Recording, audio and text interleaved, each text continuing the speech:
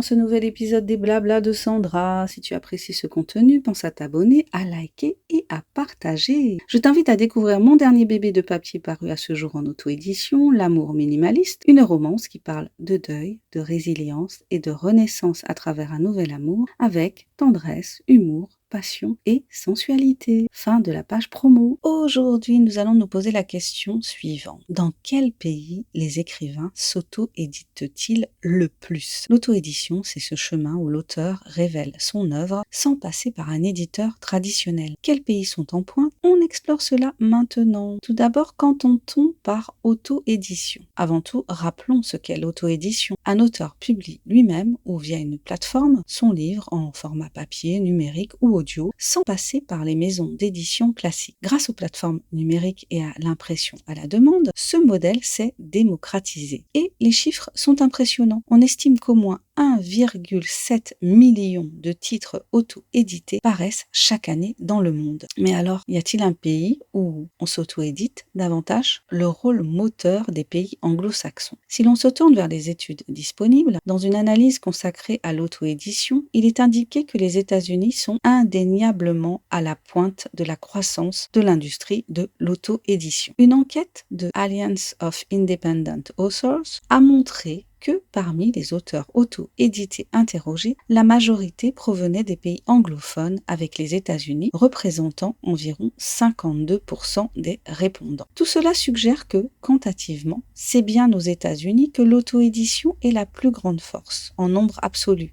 Le vaste marché anglophone, la pénétration des plateformes comme KDP aux États-Unis et dans les autres pays anglo-saxons, tout cela favorise cette dynamique. Donc, si la question est où y a-t-il le plus d'auto-édition? La réponse la plus probable est les États-Unis. Toutefois, il faut nuancer. Se focaliser uniquement sur les nombres absolus masque les différences de taille, de population et de marché. Un cas fascinant existe, celui de l'Islande. C'est un petit pays d'environ 300 000 habitants. Il est décrit comme ayant le plus d'auteurs, le plus de livres publiés, le plus de livres lus par habitant que n'importe où ailleurs. Autrement dit, en proportion, les Islandais écrivent et publient beaucoup. Donc, il y a deux façons de répondre à la question. En nombre absolu, ce sont les États-Unis qui auto-éditent le plus. En nombre par habitant et par densité d'écrivains, c'est l'Islande. Cela montre que le pays où l'on s'auto-édite le plus dépend de l'angle choisi. Pourquoi ces différences? Plusieurs facteurs expliquent ces écarts. La langue et le marché. Les pays anglo-saxons bénéficient d'un marché global, anglais et de plateformes mondiales. La technologie et les plateformes. L'existence de plateformes d'auto-édition puissantes comme KDP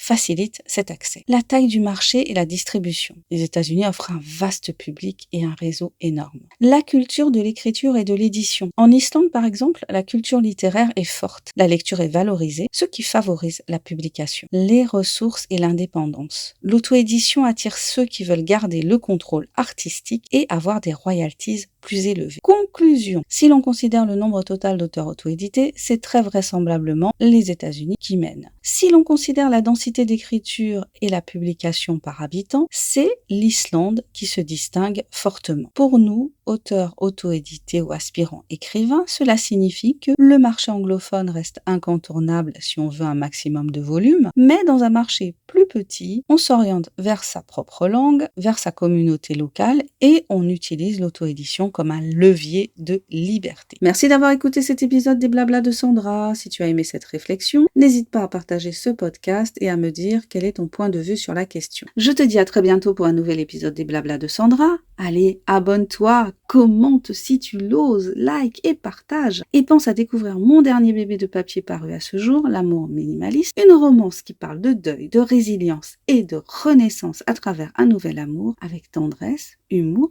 passion et sensualité. Bye bye!